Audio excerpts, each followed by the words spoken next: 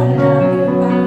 Hamba berdoa supaya Roh Kudus turun ke atas kami semua, menjamah hati dan pikiran kami, membawa kami lebih mengasihi Tuhan di dalam setiap waktu. Hamba merubuhkan setiap benteng dan menaklukkannya kepada Kristus. Hamba menyerahkan setiap pikiran dan hati kami ke dalam tangan-Mu. Engkau yang berbicara dan bekerja di tengah-tengah kehidupan kami. Terima kasih Bapa di dalam surga. Kami menyerahkan seluruh waktu ini ke dalam tangan-Mu. Di dalam nama Tuhan Yesus kami berdoa dan bersyukur untuk pengurapan-Mu. Haleluya. Amin. Terima kasih kepada leader, kepada musik, kepada singer, dan kepada kita yang hadir pada pagi hari ini. Bapak Ibu Saudara, tema yang saya bawakan pada hari ini, mungkin kalau Bapak Ibu sudah melihat info Efrata adalah milikilah kasih mula-mula. Dan saya senang bahwa kita masih bisa bertemu walaupun dengan jumlah yang terbatas. Dan kalau Bapak Ibu baca di dalam info Efrata, maka untuk versi kasih mula-mula kepada sesama, Bapak Ibu bisa baca tuntas di situ ya. Tapi kalau hari ini yang akan saya bawakan adalah kasih mula-mula terutama kepada Tuhan. Kita buka langsung di dalam Wahyu pasal yang kedua, ayat yang pertama sampai dengan ayat yang ketujuh. Wahyu pasal yang kedua, ayat pertama sampai dengan ayat yang ketujuh. Saya akan membacakan dengan cepat bagi Bapak, Ibu, Saudara.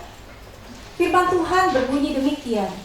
Tuliskanlah kepada malaikat jemaat di Efesus. Inilah firman dari Dia yang memegang ketujuh bintang itu di tangannya dan berjalan di antara ketujuh kaki dian itu, kaki dian emas itu. Aku tahu segala pekerjaanmu, baik jeripayahmu maupun ketekunanmu. Aku tahu bahwa engkau tidak dapat sabar terhadap orang-orang jahat, bahwa engkau telah mencobai mereka yang menyebut dirinya rasul, tetapi yang sebenarnya tidak demikian, bahwa engkau telah mendapati mereka pendusta, dan engkau tetap sabar dan menderita oleh karena namaku, dan engkau tidak mengenal lelah. Namun demikian aku mencela engkau karena engkau telah meninggalkan kasihmu yang semula. Sebab itu ingatlah betapa dalamnya engkau telah jatuh. Bertobatlah dan lakukanlah lagi apa yang semula engkau lakukan. Jika tidak demikian, aku akan datang kepadamu dan aku akan mengambil kaki dianmu dari tempatnya, jikalau engkau tidak bertobat. Tetapi ini yang ada padamu, yaitu engkau membenci segala perbuatan pengikut Nikolaus yang juga kubenci. Siapa bertelinga, hendaklah ia mendengarkan apa yang dikatakan Roh kepada jemaat-jemaat. Barang siapa menang, dia akan kuberi makan dari pohon kehidupan yang ada di taman Firdaus Allah. Kalau Bapak Ibu Saudara perhatikan ayat 1 sampai dengan ayat yang ketiga, gambaran Kristus yang berbicara dalam surat Efesus adalah Dia yang memegang ketujuh bintang di tangannya. Hal ini menggambarkan kemahatauan Tuhan. Dia memegang seluruh kehidupan orang-orang yang percaya kepadanya. Karena itu dalam ayat selanjutnya dikatakan, aku tahu segala pekerjaanmu, baik jeripayahmu maupun ketekunanmu. Gambaran ini seharusnya membuat kita sebagai orang percaya takut untuk melakukan hal-hal yang tidak benar atau tersembunyi. Mengapa? Karena suatu hari, apapun yang kita lakukan harus kita pertanggungjawabkan kepada Tuhan yang memiliki kehidupan kita. Dia tahu kehidupan kita. Dia tahu segala pekerjaan kita. Dia tahu jeripayah kita. Dia tahu ketekunan kita. Kebesaran dan kemahatauan Tuhan bahkan digambarkan di dalam Yesaya pasal yang ke-40 ayat 25 sampai dengan ayat yang ke-31.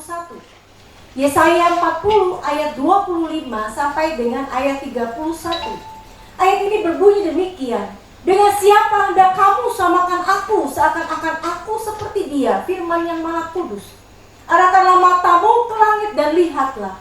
Siapakah yang menciptakan semua bintang itu dan menyuruh segenap tentara mereka keluar, sambil memanggil nama mereka sekaliannya? Satu pun tiada yang tak hadir, oleh sebab Ia Maha Kuasa dan Maha Kuat. Mengapakah engkau berkata demikian, hai Yakub, dan berkata begini, hai Israel? Hidupku tersembunyi dari Tuhan, dan hakku tidak diperhatikan Allahku. Tidakkah kau tahu dan tidakkah kau dengar? Tuhan ialah Allah kekal yang menciptakan bumi dari ujung ke ujung. Ia tidak menjadi lelah dan tidak menjadi lesu. Tidak terduga pengertiannya. Dia memberi kekuatan kepada yang lelah dan menambah semangat kepada yang tiada berdaya. Orang-orang muda menjadi lelah dan lesu, dan teruna-teruna jatuh tersandung. Tetapi orang-orang yang menanti-nantikan Tuhan mendapat kekuatan baru. Mereka seumpama raja wali yang naik terbang dengan kekuatan sayapnya. Mereka berlari dan tidak menjadi lesu. Mereka berjalan dan tidak menjadi lelah. Yesaya memberitahukan kepada kita bahwa tidak ada seorang pun atau satu pun yang dapat dibandingkan dengan Tuhan. Tuhan menguasai langit yang begitu besar dan bisa memanggil nama satu persatu bintang ciptaannya. Dan semua dikatakan firman Tuhan pasti hadir. Tuhan yang sama, maha kuasa dan maha kuat, memberitahukan kita bahwa dia juga memperhatikan kehidupan yang tersembunyi. Ketika orang Israel mengatakan bahwa hidupnya tersembunyi dari Tuhan dan haknya tidak diperhatikan oleh Tuhan, Tuhan mengatakan bahwa dia tahu seluruh kehidupan manusia. Tidak ada yang tersembunyi di hadapannya. Terlebih orang-orang yang menanti-nantikan Tuhan, mereka pasti akan diperbarui oleh Tuhan. Salah satu contoh dalam Alkitab, Bapak Ibu, adalah cerita tentang Yunus. Yunus berpikir bahwa karena Tuhan terlalu besar dan dia terlalu kecil, maka dia bisa melarikan diri dari apa yang diperintahkan oleh Tuhan kepadanya. Perhatikan bahwa ketika Yunus dipanggil Tuhan untuk memberitahukan kejahatan orang Niniwe, Yunus pertama kali melarikan diri. Dia naik kapal, dia bersembunyi di bawah dari kapal, di bagian bawah sebuah kapal, sehingga Alkitab mencatat bahwa pada awalnya Yunus tidak ditemukan oleh siapapun. Namun pada waktu Yunus akhirnya ditemukan oleh kapten kapal, waktu terjadi ombak yang besar, maka permintaan kedua Yunus itu minta dilemparkan ke dalam laut. Dulu kita berpikir bahwa ketika dilemparkan ke dalam laut, itu adalah cerita dari anak-anak. Tapi waktu saya baca beberapa waktu yang lalu, saya melihat bahwa Yunus itu siap untuk mati. Dia siap untuk bunuh diri. Tawaran pertama yang waktu diberikan oleh kapten kapal itu adalah, lemparkan saja saya ke laut. Sampai dikatakan, enggak, kamu itu orang yang tahu bahwa atau ada sesuatu kesalahan. Iya, lemparkan saya ke laut. Kenapa dia minta dilemparkan ke laut? Karena Yunus itu mau supaya dia tahu, dia mau supaya Tuhan tuh tahu bahwa dia berkuasa atas hidup. Tapi saudara, ceritanya tidak seperti itu. Berbalik waktu Tuhan kirim seekor binatang ikan yang sangat besar. Alkitab mencatat dia masuk ke dalam perut ikan itu selama 3 hari. Dan ajaibnya adalah dia hidup di dalam keterpurukannya, di dalam perut ikan yang gak ada seorang pun yang tahu.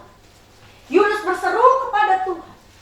Dia menyadari bahwa ketika seluruh arus, dikatakan ayat itu, merangkum dirinya, dia sadar bahwa dia tidak berkuasa atas hidupnya. Dia yang begitu kecil, dia yang sebetulnya Yunus pikir Tuhan gak akan perhatikan dan gak akan tahu. Dia bersembunyi di bawah kapal. Dia minta dia supaya mati saja, dia bunuh diri, dia dilempar ke laut. Tetapi Tuhan punya cara untuk membuktikan bahwa dia berkuasa atas kehidupan manusia. Bapak Ibu Saudara, cerita ini, cerita tentang Yunus ini memberitahukan kepada kita, sesuai di dalam Ibrani pasal 4 ayat 13, bahwa tidak ada satu makhluk pun yang tersembunyi di hadapannya. Sebab segala sesuatu itu telanjang dan terbuka di depan mata dia, yang kepadanya kita harus memberikan pertanggungan jawab. Bapak Ibu Saudara harus tahu bahwa firman Tuhan ini sebetulnya sudah saya siapkan dari sejak sebulan yang lalu. Tapi harus jujur, ayat ini begitu sulit, seperti nggak masuk ke dalam pemikiran saya. Tapi minggu ini betul-betul saya paksakan harus, ini gagal mulu nih cerita tentang ini. Tentang kasih mula-mula ini gagal mulu. Kenapa? Karena saya mau beritahu Bapak Ibu Saudara ayat yang sangat menarik yang selanjutnya. Tuhan yang maha tahu, kuasa dan besar, tahu kehidupan dan apa yang telah dilakukan oleh orang Efesus. Kejatuhan orang Efesus adalah karena mereka meninggalkan kasih yang mula-mula. Itulah sebabnya dalam ayat 4-5 jelas mengatakan Tuhan mencela orang-orang Efesus karena mereka telah meninggalkan kasih yang semula. Mengapa Tuhan mencela jemaat Efesus yang berjerih payah untuk Tuhan? Mengapa Tuhan seperti tidak melihat semua jerih payah, kerja keras dan pekerjaan mereka? Seperti apa kasih yang semula itu? Mengapa Tuhan membandingkannya dalam ayat yang kelima sebagai kejatuhan yang dalam? Dalam salah satu terjemahan itu The Message, ayat ini mengatakan, saya langsung terjemahkan saja, bahwa ketika dikatakan kamu telah berjalan meninggalkan dari kasihmu yang mula-mula. Mengapa? Apa yang terjadi denganmu sebenarnya? Apakah kamu mempunyai ide berapa jauh kamu telah jatuh? Dikatakan ayat ini dalam terjemahan The Message adalah sebuah kejatuhan Lucifer. Saya kaget Bapak Ibu. Waktu saya lihat ayat ini saya kaget. Kenapa kejatuhan jauh meninggalkan kasih yang mula-mula bisa jajarkan dengan sebuah kejatuhan Lucifer? Di situ dikatakan perbaiki, berbalik kembali, perbaiki kasihmu yang semula. Tidak boleh buang-buang waktu karena Tuhan sedang dalam perjalanan untuk memindahkan terangmu. Bayangkan ini saudara. Orang yang meninggalkan kasih yang mula-mula, terangnya itu gak akan ada. Terang di dalam kehidupannya, terang yang seharusnya kita dapatkan dari Kristus akan menjadi gelap. Dan saya berpikir ini sesuatu yang sangat berbahaya. Dan perhatikan dalam ayat 4, kata yang dipakai dalam penggunaan kasih mula-mula itu bukan kehilangan, artinya tidak sengaja. Tetapi kata yang dipakai adalah meninggalkan. Sebuah kata yang aktif, kata yang dilakukan dengan sengaja, secara terus-menerus. Artinya jemaat di Efesus dengan sengaja melakukan tindakan-tindakan yang mengakibatkan mereka akhirnya meninggalkan kasih mereka yang mula-mula. Dan saudara harus tahu gambaran atau ciri orang yang meninggalkan kasih mula-mula ini. Dan saudara ini bisa terapkan pada hubungan dengan Tuhan dan sesama manusia. Thomas Mason mengatakan yang pertama cirinya adalah kita kehilangan keakraban dan keintiman dalam pembicaraan. Siapa yang paling banyak kita ingat? Siapa yang ada di dalam hati kita? Di mana kita mengasihi, di sana akan ada perenungan tentang objek yang dikasihi. Di sana akan ada keakraban dan keintiman dalam pembicaraan. Tidak ada satu hari pun akan berlalu di mana kasih tidak menemukan pesan, berita, atau alasan untuk berbicara, baik dengan Allah ataupun dengan manusia, dengan sesama kita. Untuk meminta pertolongannya kalau kepada Tuhan, untuk meminta nasihatnya, atau sekedar bercerita. Lihat ini saudara. Tetapi sekarang ketika seseorang bisa melewati hari, beberapa minggu tanpa pernah mengunjungi Allah, tanpa pernah berbicara kepada Allah, tanpa pernah berhubungan dengan Allah secara intim, maka keanehan seperti itu menunjukkan kasih yang sedikit atau kecil. Kalau saudara dalam hubungan dengan sesama di dalam warta, saya nggak bahas dengan lanjut karena di situ begitu pendek. Tapi kalau saudara udah nggak bisa lagi bicara dengan temanmu, dengan suamimu, dengan istrimu, bicara bebas tanpa merasa terintimidasi, tanpa merasa harus kesal, tanpa merasa harus marah, saudara mulai harus bertanya, jangan-jangan sebetulnya kita kehilangan keakraban dan keintiman dengan orang yang seharusnya dekat dengan kita, dan terlebih dengan Tuhan. Kalau saudara berusaha melewatkan satu hari tanpa berbicara dengan Tuhan, berusaha melewatkan satu hari tanpa berbicara dengan orang-orang yang ada di sekeliling kita, sebetulnya itu tanda bahwa saudara sedang kehilangan keakraban dan keintiman. Lanjut saudara, yang kedua, tidak peduli kepada apa yang dipedulikan oleh Allah. Juga pada saat ada ketidakpedulian dalam memuliakan Allah, tidak ada perencanaan dan usaha penyusunan tentang bagaimana kita menjadi paling yang berguna untuk Dia. Pada saat kita tidak berkabung atas dosa seperti yang biasa kita lakukan, tidak peka terhadap pelanggaran, tidak mempunyai hati yang hancur, tidak begitu hati-hati untuk menghindari semua kesempatan untuk menyakiti hati atau menyalahi Allah, tidak begitu berjaga-jaga dan bersemangat seperti kita biasanya. Tidak bangkit untuk melawan pencobaan dan pikiran daging. Artinya kasih itu sedang berkurang atau melemah. Kalau saudara tidak peduli dengan apa yang dipedulikan dengan orang-orang yang saudara kasih, artinya saudara sedang kekurangan, kehilangan, meninggalkan kasih yang semula. Saudara tidak pernah fokus dengan apa yang mereka katakan. Tidak pernah tahu apa yang mereka, tidak pernah peduli apa yang mereka pedulikan. Saudara kalau hanya peduli dengan diri sendiri, saudara kalau hanya peduli dengan kepentingan saudara sendiri, bertanyalah. Karena mungkin artinya saudara sedang melangkah meninggalkan kasih yang semula. Yang ketiga adalah menjadi terbiasa dengan aktivitas dosa. Jelas bahwa ketika rasa kewajiban kepada Kristus itu hangat dalam hati kita, dosa tidak lolos dengan begitu bebas. Kasih tidak akan mengizinkannya hidup dan bertindak dalam hati. Tetapi sekarang ketika semua itu sudah luntur, hati tidak dijaga, lidah tidak dikekang, kata-kata kosong, bahkan busuk dan kotor atau tidak senonoh, kemarahan, iri hati merajalela dalam jiwa. Semua menuju kepada kekacauan dalam hati yang diabaikan. Lebih jauh lagi, bahkan kebaktian dilakukan dengan asal-asalan, tak sungguh-sungguh, dan dalam cara yang ceroboh dan bodoh. Dosa diakui tanpa penyesalan dan perasaan bersalah kepada Allah. Doa untuk berkat rohani tanpa keinginan untuk mendapatkan. Kemarahan mengutuk tanpa takut bahaya. Doa syafaat untuk orang lain tanpa simpati atau kasih persaudaraan. Syukur diberikan tanpa menghargai kebaikan atau manfaat atau kasih kepada Allah dalam mengingat mereka. Perundingan tentang hal-hal kudus tidak pernah dilakukan atau sangat sedikit dan ceroboh. Pembacaan kitab suci firman Tuhan tanpa keinginan mendapatkan keuntungan atau manfaat. Menyanyi tanpa kesenangan atau nyanyian di hati. Semua ini, lihat ini, hanya laporan atau catatan suatu hati yang menurun dalam kasih kepada Allah. Lihat saudara, betapa berbahayanya kalau semua aktivitas kita hanya menjadi satu rutinitas. Kalau semua apa yang kita lakukan, saya melihat betapa berbahayanya peristiwa PSBB kemarin.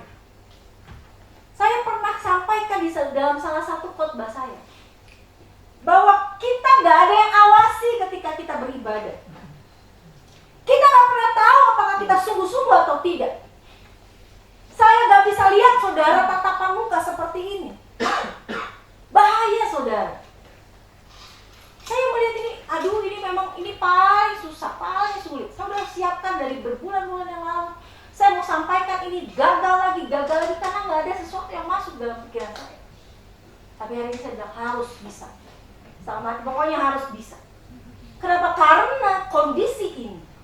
Kalau kita tidak ada yang mengawasi kehidupan kerohanian kita, bahaya saudara.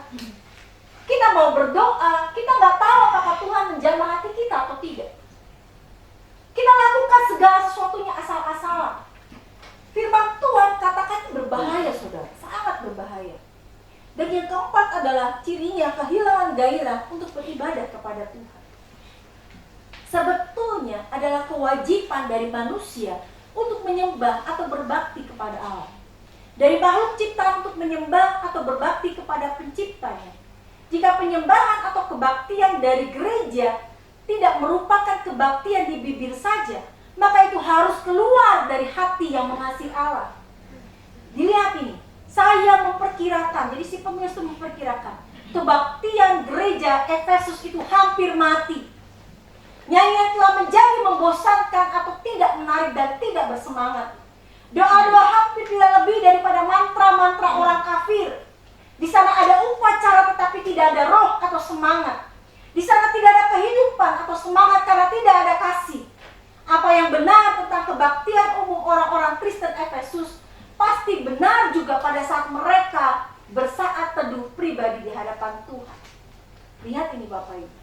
Ini merupakan satu penurunan menjadi satu kerutinan yang bersifat mekanis. Artinya saudara lakukan itu tanpa punya perasaan hati. Saudara lakukan itu tanpa pernah merasa dijamah oleh Tuhan, tanpa pernah berjumpa dengan Tuhan. Kalau bisa kalau saudara kalau di rumah beberapa waktu yang lalu, orang-orang yang di PSBB itu sampai mengatakan kebaktian itu di dalam kebaktian hari Minggu, mereka tuh cuma kerja seperti nonton saja, tanpa merasakan jamaah, tanpa merasakan apapun, tanpa merasakan bahwa itu menyentuh hati mereka, menggigit hati mereka, memperbaharui hidup mereka. Dan betapa berbahayanya kalau itu terus-menerus terjadi dalam hidup kita. Kita akan mudah menjadi berprasangka, kita akan mudah melakukan hal-hal yang berdosa. Ada beberapa hal yang menyebabkan kita dapat meninggalkan kasih mula-mula. Yang pertama adalah dosa. Yohanes menjelaskannya dalam 1 Yohanes pasal yang pertama ayat yang ke-5 sampai yang ke-10. Ayat ini saya akan bacakan dengan cepat, dikatakan seperti ini. Dan inilah berita yang telah kami dengar dari Dia, dan yang kami sampaikan kepada kamu. Allah adalah terang, dan di dalam Dia sama sekali tidak ada kegelapan. Jika kita katakan bahwa kita beroleh persekutuan dengan Dia, namun kita hidup di dalam kegelapan, kita berdusta, dan kita tidak melakukan kebenaran. Tetapi jika kita hidup di dalam terang sama seperti Dia ada di dalam terang, maka kita beroleh persekutuan seorang dengan yang lain. Dan darah Yesus anaknya itu menyucikan kita daripada segala dosa. Jika kita berkata bahwa kita tidak berdosa, maka kita menipu diri kita sendiri, dan kebenaran tidak ada di dalam kita. Jika kita mengaku dosa kita, maka Ia adalah setia dan adil. Maka Ia akan mengampuni segala dosa kita dan menyucikan kita dari segala kejahatan. Jika kita berkata bahwa kita tidak ada berbuat dosa, maka kita membuat Dia menjadi pendusta, dan firman-Nya tidak ada di dalam kita. Yohanes menuliskan surat ini karena melihat kehidupan orang percaya atau Kristen pada masa itu berada dalam posisi kompromi dengan dosa. Ayat 6 memberitahukan kepada kita bahwa ada orang yang mengatakan dia beroleh persekutuan dengan Tuhan, tetapi tetap hidup dalam kegelapan. Ayat 8 memberitahukan bahwa ada orang yang mengatakan bahwa dia adalah orang yang tidak berdosa, parah. Dan ayat 10 mengatakan bahwa dia tidak ada berbuat dosa. Orang-orang seperti ini sombong sekali, Bapak Ibu. Orang-orang seperti ini hidup pada masa Yohanes, bahkan sampai sekarang. Ada orang Kristen atau percaya mengatakan bahwa it's okay melakukan dosa, it's okay kita kompromi dengan nilai-nilai dunia. Dia tidak mengetahui bahwa Allah tidak pernah bisa kompromi dengan dosa. Atau ada orang Kristen atau orang percaya berpikir bahwa dia tidak berdosa atau tidak ada berbuat dosa. Perhatikan ayat yang kelima, Bapak Ibu. Yohanes jelas mengatakan bahwa Allah adalah terang, dan di dalam Dia sama sekali tidak ada kegelapan. Hal ini mutlak, absolut, artinya tidak dapat diganggu-gugat. Itulah sebabnya Yohanes kemudian mengatakan jika ada orang yang seperti kondisi yang di atas, hidup dalam persekutuan dengan Tuhan, tapi juga hidup dalam kegelapan, melakukan perbuatan dosa, melakukan hal-hal yang di luar daripada, ya pokoknya semuanya yang dicolek-colek itu dosa, mengatakan apalagi dia tidak berdosa atau tidak ada berbuat dosa, sehingga tidak pernah meminta ampun atas kesalahan pribadinya kepada Tuhan. Maka sebetulnya pilihannya adalah kita berdusta dan tidak melakukan kebenaran, kita menipu diri sendiri dan kebenaran tidak ada di dalam kita, atau kita sedang membuat Tuhan menjadi pendusta dan firman-Nya tidak ada di dalam kita. Jadi jangan bermain-main Bapak Ibu dengan dosa. Jangan berani melakukan hal-hal yang tidak benar hanya untuk menutupi kesalahan pribadi. Karena artinya kita sedang melakukan dosa dan melawan kebenaran firman Tuhan, sehingga kita dengan sengaja meninggalkan kasih yang mula-mula. Waktu saya pelajari hal ini memang sangat berbahaya. Mengapa sampai disejajarkan dengan dosa kejatuhan Lucifer? Itu kan dosa pemberontakan. Tapi memang waktu saya pelajari lebih dalam, ini sangat berbahaya. Kita mengaku kita orang Kristen, tapi kita selalu kompromi dengan nilai-nilai dunia. Yang kedua adalah kecintaan akan dunia dan uang. Di 1 Yohanes pasal yang kedua, ayat yang ke-15 sampai dengan ayat yang ke-17. Ayat ini berbunyi seperti ini. Janganlah kamu mengasihi dunia dan apa yang ada di dalamnya. Jikalau orang mengasihi dunia, maka kasih akan Bapa tidak ada di dalam orang itu. Sebab semua yang ada di dalam dunia, yaitu keinginan daging dan keinginan mata, serta keangkuhan hidup, bukanlah berasal dari Bapa, melainkan dari dunia. Dan dunia ini sedang lenyap dengan keinginannya. Tetapi orang yang melakukan kehendak Allah tetap hidup selama-lamanya. Kecintaan akan uang dan dunia ini menyebabkan masalah Bapak Ibu. 1 Timotius 6 ayat 10 mengatakan akar segala kejahatan adalah cinta uang. Sebab oleh memburu uanglah beberapa orang telah menyimpang dari iman dan menyiksa dirinya dengan berbagai-bagai duka. Kok ada orang yang mau menyimpang dari iman? Kok ada orang yang mau menyiksa dirinya dengan berbagai-bagai duka? Karena dunia dan segala sesuatu yang ditawarkan adalah jebakan agar seseorang dapat memiliki kekuasaan dan menjadi seperti Allah. Godaan yang sama yang diberikan ular kepada Adam dan Hawa diberikan dan ditawarkan kembali kepada kita. Kejatuhan utama orang Efesus bukan hanya sekedar melakukan aktivitas rutin tanpa mengasihi Tuhan, melainkan ketika mereka merasa bahwa dengan kekuatan dan kebesaran mereka mampu melakukan segala sesuatu bagi Tuhan tanpa mengasihi Tuhan itu sendiri. Saudara pelayanan, saudara kebaktian, saudara nonton itu tuh video online kebaktian, tapi saudara sedang membuktikan bahwa saudara gak mengasihi Tuhan. Itu dosa saudara. Tapi ini yang dilakukan orang Efesus. Mereka melakukan semua pelayanan dengan sempurna, tapi hati mereka tidak mengasihi Tuhan. Mereka seperti sedang membuktikan, lihat ini, dengan kekuatan dan kebesaran mereka, mereka mampu melayani Tuhan tanpa mengasihi Dia. Uang dan dunia dianggap menjadi faktor utama penyebab mereka memiliki kekuasaan dalam pelayanan mereka kepada Tuhan. Dan harus jujur saudara, banyak gereja yang mengalami hal seperti ini. Berapa banyak gereja dikendalikan oleh orang-orang yang punya uang. Mereka berpikir mereka bisa mengatur pekerjaan dan pelayanan tanpa bertanya kepada Tuhan. Gak bisa saudara. Ingat, gak bisa. Kita gak mampu melakukan segala sesuatu tanpa Tuhan. Yang ketiga adalah kesibukan saudara, sehingga membuat Tuhan tidak menjadi prioritas utama. Ialah Lukas pasal ke-10 ayat 38-42. Ketika Yesus dan murid-muridnya dalam perjalanan, tibalah ia di sebuah kampung. Seorang perempuan yang bernama Marta menerima dia di rumahnya. Perempuan itu mempunyai seorang saudara yang bernama Maria. Maria ini duduk dekat kaki Tuhan dan terus mendengarkan perkataannya. Sedangkan Marta sibuk sekali melayani. Ia mendekati Yesus dan berkata, Tuhan, tidakkah kau peduli bahwa saudaraku membiarkan aku melayani seorang diri? Suruhlah dia membantu aku. Tetapi Tuhan menjawabnya, Marta, Marta, engkau khawatir dan menyusahkan diri dengan banyak perkara. Tetapi hanya satu saja yang perlu.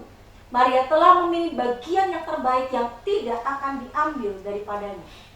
Fokus dalam cerita ini bukan mempersalahkan Marta ketika dia melayani Tuhan Yesus dengan kemampuannya, tapi menyorot tindakan Maria yang mengutamakan hubungannya dengan Yesus, sehingga hal-hal lain tidak menjadi prioritas utamanya. Kesibukan dalam mencari penghidupan dan pelayanan dapat menjadi jebakan agar kita tidak dekat dan mengasihi Tuhan. Jebakan ini akan membuat kita dengan sengaja meninggalkan kasih mula-mula, karena kita berpikir apa yang kita lakukan buat Tuhan jauh lebih penting daripada hubungan kita dengan Tuhan. Kedalaman dan kecintaan kita kepada Tuhan dikikis oleh apa yang kita lakukan kepada Tuhan dengan kemampuan dan kehebatan kita sendiri. Saudara, siapa yang harusnya jadi paling utama dalam kehidupan kita? Tuhan. Siapa yang seharusnya kita hampiri setiap hari sebelum kita lakukan segala sesuatu? Tuhan. Saudara boleh berjibaku dengan kehidupan saudara,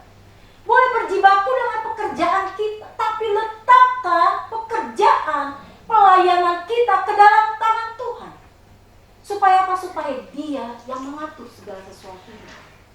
Yang keempat, saudara, saya harus lanjut dengan cepat. Itu penderitaan dan penyakit. 2 Korintus pasal yang ke-12 ayat 7 sampai dengan ayat yang 9. Dan supaya aku jangan meninggikan diri karena pernyataan-pernyataan yang luar biasa itu, maka aku diberi suatu duri di dalam dagingku, yaitu seorang utusan iblis untuk menggocok aku, supaya aku jangan meninggikan diri. Tentang hal itu aku sudah 3 kali berseru kepada Tuhan, supaya utusan iblis itu mundur daripadaku. Tetapi jawab Tuhan kepadaku, cukuplah kasih karuniaku bagimu, sebab justru dalam kelemahanlah kuasaku menjadi sempurna. Sebab itu terlebih suka aku bermegah atas kelemahanku, supaya kuasa Kristus turun menaungi aku. Hampir dalam periode yang lalu, saya memberitakan firman Tuhan tentang ini. Mengapa terjadi penderitaan? Dan saudara harus tahu bahwa penderitaan dan penyakit kadang menjadi alasan bagi kita untuk mundur dari kasih karunia Tuhan. Kita merasa bahwa penderitaan dan penyakit membuat kita terdesak dan menganggap Tuhan tidak berlaku adil bagi kita. Kata-kata Paulus yang menggambarkan penderitaan dan penyakit ini adalah duri dalam daging, menggocok kelemahan. Ada banyak penyakit dan penderitaan yang mungkin kita alami dan terlihat tidak adil buat kita. Namun Paulus memberitahukan kepada kita untuk menyadari bahwa semua makhluk di bumi pun, Roma mengatakan, itu mengalami penderitaan akibat dosa. Itulah sebabnya Paulus mengalihkan perhatian kita dalam 2 Korintus 4 ayat 17 yang mengatakan bahwa sebab penderitaan ringan yang sekarang ini mengerjakan bagi kami kemuliaan kekal yang melebihi segala-galanya, jauh lebih besar dari penderitaan kami. Mengapa Paulus mengarahkan mata kita kepada kemuliaan kekal yang melebihi segala-galanya? Dalam terjemahan The Message ayat 16-nya mengatakan seperti ini, bahwa sekalipun dari luar seringkali terlihat bahwa segala sesuatu itu berjatuhan di sekeliling kita, namun di bagian dalam Tuhan membuat kehidupan yang baru. Lihat ini Bapak Ibu, tidak ada satu hari pun berlalu tanpa kasih karunia-Nya menggenggam hidup kita dan berkembang di dalam kita. Kita mungkin menderita, kita mungkin sakit, tapi Alkitab mengatakan dengan jelas, arahkan pandangan kita kepada Kristus. Karena walaupun segala sesuatu sudah berjatuhan di sekeliling kita, Tuhan sedang membuat sesuatu yang baru di bagian dalam iman kita. Arahkan pandangan kita. Dan yang terakhir adalah Allah lain atau okultisme. Saya tidak akan bahas ini lebih panjang, nanti suatu hari mungkin saya akan bahas khusus tentang okultisme. Berhubungan dengan kuasa iblis atau kegelapan. Kalau kita berhubungan dengan kuasa iblis atau kegelapan, dukun dan teman-temannya, sekalipun memiliki nama yang modern, nama yang cantik, seperti orang pintar dan sebagainya, kita pasti sedang melangkahkan kaki kita, meninggalkan kasih yang mula-mula kepada Tuhan. Tuhan tidak ingin kita masuk ke dalam persekutuan dengan iblis dan antek-anteknya. Ingat Bapak Ibu Saudara, 5 hal ini, apa yang membuat kita dapat melangkah meninggalkan kasih yang mula-mula. Bagaimana kuncinya? Kunci untuk kembali kepada kasih mula-mula hanya satu, saudara. Di dalam ayat yang tadi, ayat yang kelima dikatakan, Efesus, di dalam Wahyu pasal yang 2 ayat yang kelima dikatakan, bertobat dan lakukan lagi apa yang semula engkau lakukan. Jangan buang waktu, karena kita sebenarnya sedang dalam masa di mana Tuhan akan segera datang. Dan Dia akan datang kembali dan menjemput kita orang percayanya. Masalahnya adalah kita tidak pernah mengetahui waktu dan kesempatan yang kita miliki. Bisa saja hari ini adalah waktu terakhir yang kita miliki di dalam dunia. Pergunakan sebaik-baiknya untuk mengasihi Tuhan dengan segenap hati kita. Kembali mengasihinya dengan kasih yang membara. Berkobar penuh cinta, semangat dan kerinduan kepada Tuhan melebihi segalanya. Mari kita berdiri bersama-sama Bapak Ibu Saudara.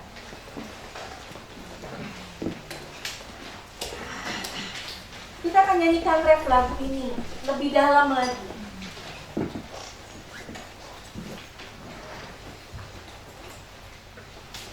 Jangan kehilangan kasih yang semula. Mungkin di dalam waktu-waktu yang mendatang, saya sedang merencanakan untuk mulai berkhotbah dalam ketujuh jemaat yang ada di dalam kitab Wahyu. Saya harus jujur, saya takut bahwa kita semua sedang mengalami, bergerak ke arah sana. Aku sudah mengalami, nggak tahu. Karena beratus-ratus, beribu-ribu tahun, ayat ini selalu terbukti. Tapi hari ini biarlah menjadi awasan kita, supaya kita semakin mengasihi. Lebih dalam lagi ku rindukan Tuhan, lebih dari segala yang ada. Lebih dalam lagi ku cintakan Yesus, ku mengasihi. Lebih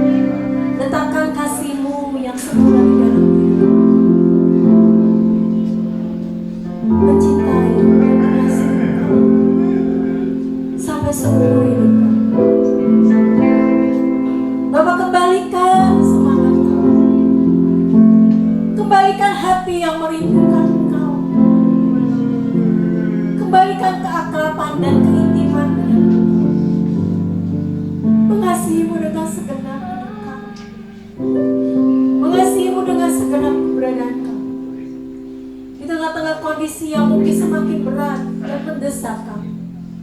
Ajar kami untuk fokus dan melihat kepada Yesus. Hamba berhenti berbicara, Bapak. Tapi biarlah ketika kami selesai mendengarkan firman Tuhan, bertambah kasih kami kepadamu.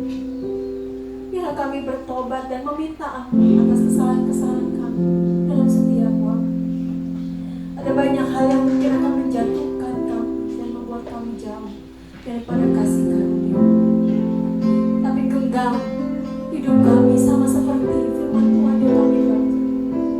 Segala sesuatu di sekeliling kami boleh berjatuhan, tapi biarlah hidup kami di dalam Engkau semakin lama semakin.